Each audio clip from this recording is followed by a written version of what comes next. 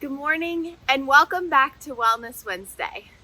I want to first start off by thanking our Wellness Wednesday sponsors, Desachi Senkyo, Epigenomics, Genentech, Merck, No Shave November, Taiho Oncology, Turtle Beach, and Quicken Loans. Dr. Edward Creagan joins us this morning to talk about the healing power of pets. I have my pet here. His name's Roush, and he's a black Labrador retriever. So grab your pet and listen in. Good morning. My name is Dr. Ed Creagan. I'm a board-certified medical oncologist and a professor of medical oncology at the Mayo Clinic. And I'm also the first Mayo Clinic consultant board-certified in hospice medicine and palliative care. And that dimension of medicine made me understand the incredible relationship between the mind, the body, and the spirit. So the traditional medicine involves things like reflex hammers. Obviously we have the stethoscope, and certainly we have pills. But now, as we're in the grips of the greatest pandemic in the history of the world, there are other ways of healing that we need to understand. And what I'm thinking about is the incredible healing power of pets. Now let's turn back the clock. And that was my cat that screamed. That's Emily. We'll talk about her in just a couple of minutes. She doesn't understand that this is my one moment of fame. So let's turn back the clock. The year was about 1995. And I was the attending physician on the inpatient oncology service at the Rochester Methodist Hospital, which is one of the hospitals connected to the Mayo Clinic in downtown Rochester. And let me remove our kitty here. And it was about 30 below zero, 3 o'clock in the morning, when I received a phone call from the emergency department. And they had a patient that needed to be admitted. And interestingly, you never forget some of these experiences. I remember the patient, I remember the residents and the interns that helped care for him. It's one of those experiences that was tattooed onto my soul. So let me tell you what happened. The gentleman was in his late 40s. He was disheveled, he was unkempt. He had a hard life. On physical examination, he was short of breath. He obviously had lost weight, and he had a rock-hard mass behind his right collarbone, which indicated a malignancy. His liver was rock-hard and firm, characteristic of cancer in the liver. He also had the physical signs of fluid around the lung. So everything bespoke of far advanced lung cancer. He also struggled with chemical dependency, and he had liver failure, he had kidney failure, and he had wickedly abnormal body minerals. And frankly, we did not think he would make it to the night. But we marshaled a full court press with all the appropriate interventions, and over about 2 days, his mentation, his level of alertness improved, and then we heard the rest of the story. We asked about his family, and he was purposefully evasive. But he did say that he needed to get home to be with Rex. Now bear in mind, this is 1995, this was 25 years ago.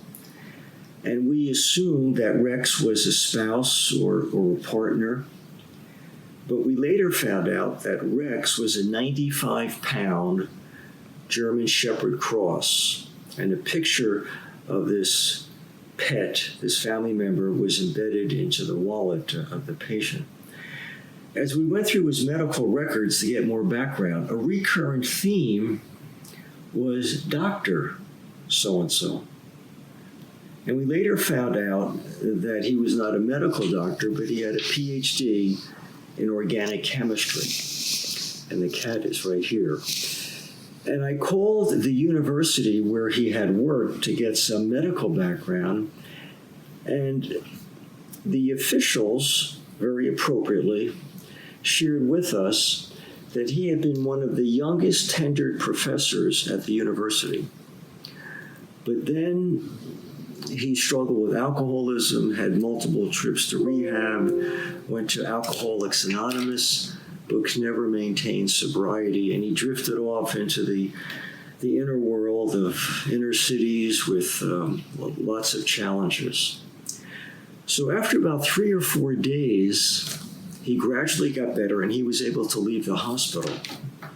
And he returned home, and periodically we would keep in touch, and he did well for about a year, but then succumbed from his lung cancer. So that experience showed me and our team the incredible bondedness of patients and pets and what that means to many individuals. So why is this such a big deal now? We're in the midst of the greatest pandemic in history. Why do we have to know this? Well, we know that COVID-19 causes major disruptions in the body's immune system. And if our immune system deteriorates, and if we're exposed to the virus, we may not be able to fight it off, and this may cause some major commotions. So we need to do everything we can to maintain the integrity of our immune system so that we're better able to push on and bring our gifts and skills to the bedside. So after this experience with this patient in the hospital, when patients returned to the clinic, I got into the habit of asking them about their pet. And none of us can smile without talking about that dog or a cat. And I would ask the individual when they returned, how's Fido doing? How's Rusty doing? And all of a sudden, the tension and the turmoil and the uncertainty of a cancer consultation was diminished as patients shared incredible stories that their dog was the smartest dog in the world, their cats were brilliant, and our cat just knocked something off the table here. When I would speak to audiences on this topic, I would typically say, how many of you have pets in your lives? And people would raise their hands. And then I would ask the audience, how many of us have spouses or partners in our lives? And the hands would raise. Now, when I asked the first question about the pets, everybody would smile. When I asked the second question about spouses and partners, very few people smiled. So it just shows that bond between patients and pets. So is this just a fluffy, nice feeling, or is there some impact on the immune system from pets? And the answer is absolutely yes. For example, deep within the brain, there are small molecules called oxytocin, serotonin, endorphins, enkephalins, dopamine, which have something to do with the body's immune system. So when you hold that cat, when you groom that horse, this has something with upregulating the intrinsic immune system in that patient. Now, does this have anything to do with living longer? Well, the answer is probably yes. Let me give you 2 examples. We now know that the number 1 cause of death in America today is coronary artery disease, hardening of the arteries. We're also learning that with COVID, shortness of breath and lung damage are major issues. But we also know with COVID that there's a stickiness to the blood. The blood is hypercoagulable. And emergency room physicians now recognize that when patients have chest pain and they've been exposed to COVID, we need to think that the blood is sticky and causing heart damage, kidney damage, as well as lung damage. And we now know that among selected individuals who have a heart attack, if they have a dog, at the 1 year mark, they have a 5-fold greater chance of being alive than if they don't have a dog. Now, there's all sorts of statistical acrobatics, but at the end of the day, meaning and purpose and connectedness is crucial to our survival. I'm reminded of a photograph of a dog and 2 cats looking out a front screen door. And the comment was made, having someone to care whether or not you come home is the key to well-being.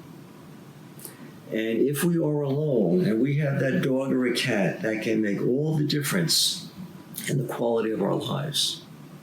But let's close the chapter on heart disease, and let's talking about Alzheimer's disease, dementia. I suspect that every one of our listeners today out there has been impacted upon dementia, either directly or indirectly. And one of the causes of death among patients with dementia is malnutrition and dehydration. Patients may be given a plate and a meal and a fork and a knife, but they don't have the cognitive bandwidth to know what these things are for, and these patients can waste away. A brilliant study was done several years ago where there were 2 groups of patients who had advanced dementia. And these patients were not doing well. One group ate a meal on a regular basis in front of a portable aquarium. So they would have the plate and the saucer here and their coffee and milk. And in front of them was a portable aquarium with fish and turtles. Another group of individuals were left to their own devices, often having their meals by themselves. And at the end of the study period, there was an amazing finding. The patients who ate in the presence of an aquarium, those were the individuals who did far better in terms of body weight and intake of calories than the individuals who ate by themselves. So we have compelling evidence that that dog, that cat, that fish, that ferret gives meaning and purpose.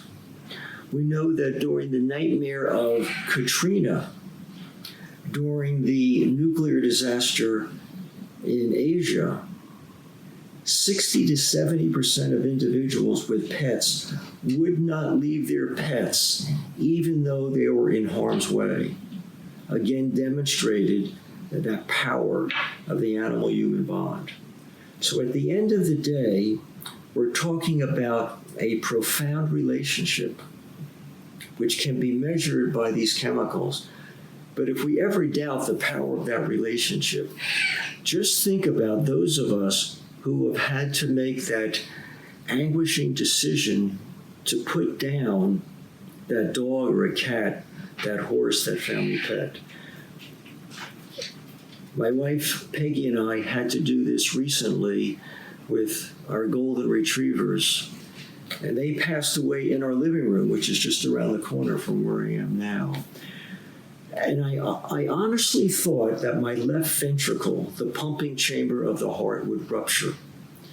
We knew we had to do this. This was the right thing to do. This was a gift we could give to these beloved family members. But the suffering was unbelievable. So the animal-human bond is healing, it's restorative. So I think we need to remember that we're all put on this earth for meaning and purpose. And one of those meaning and purposes is to make the world a little better for each person, each dog, each cat that we see. And some famous individuals have made the comment that the moral fiber of a country is measured by the way it treats its animals. So we need to remember being on this planet is a gift. We need to take care of the planet, but we also need to take care of the inhabitants on the planet. So it's a privilege for me to share these thoughts with you. Be safe, be well, and hug that dog or a cat. Bye-bye, and take care of yourselves. Thank you, Dr. Creagan, and thank you all for watching today. We hope you'll join us next week for more tips for wellness. Don't forget to give your pet a little extra treat today and maybe some love. Bye, all. Have a great Wednesday.